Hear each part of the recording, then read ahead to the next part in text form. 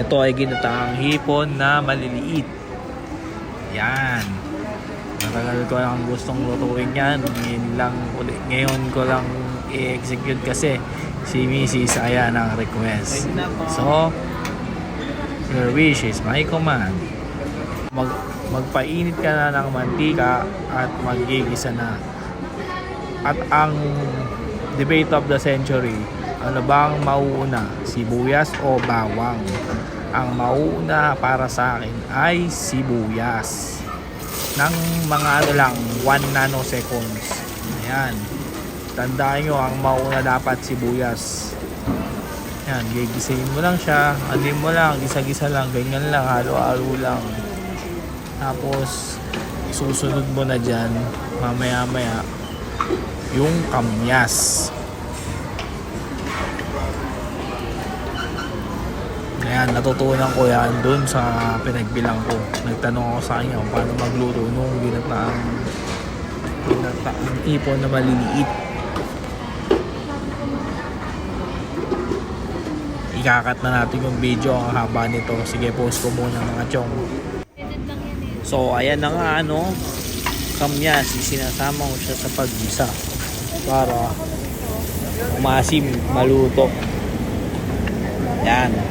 Ewan ko, pero katingin ko mas okay siya kapag ginisa.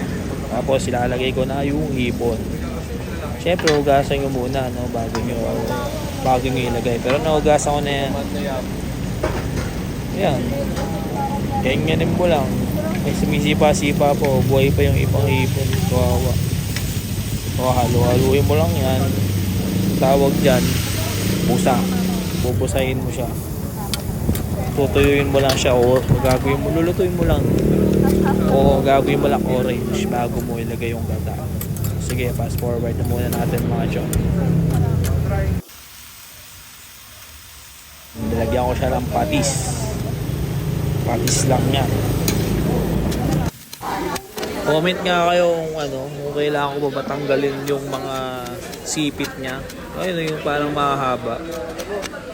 Kasi sabi nung tagtitinda kahit wag na raw, pero medyo mahirap siyang kainin kung meron. Pero okay naman, mapagtsatsagaan naman pag kumakain tanggalin.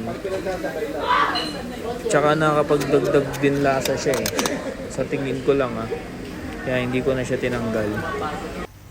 At dito naglagay na rin tayo ng gata sa 3/4 na gata. Sa 3/4 na hipon na maliliit is 1 kilong gata ang aking binili. So yun nga, ang gagawin natin dyan is pakuluan or tuyuin sa gata. So ito, ang gagawin ko na rito is nahalo ko siya paminsan-minsan. Tinatakpan, then halo-halo para hindi masunog yung ilalim. And nakaano lang pala to, low medium heat lang. Malapit na yan.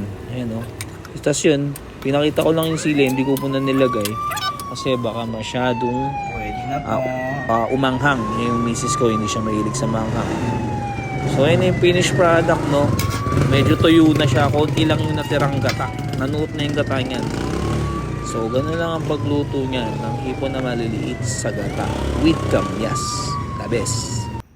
Kawilis, nalagyan ko lang ng asin tsaka cornstarch.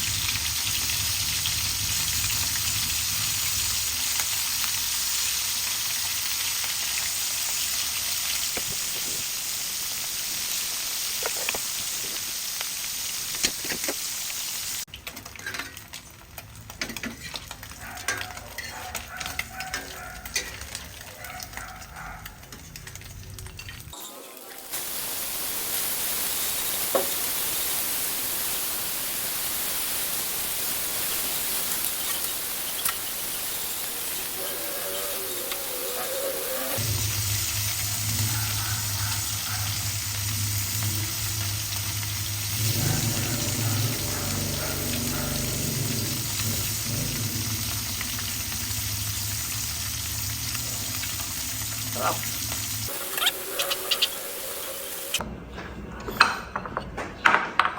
Wala pa. Wala pang kanin? Kaya naman masarap Bigyan yan. mo sa Habang inyo. mainit. Bawal sa akin. Ayoko, ba't ka bumili na? Bawal pala sa'yo. Hindi, sa ano yan. Wow, sarap. I like it. I like it. Picture mo. Ang picture. Kiyais mo ka. Kiyais mo ka.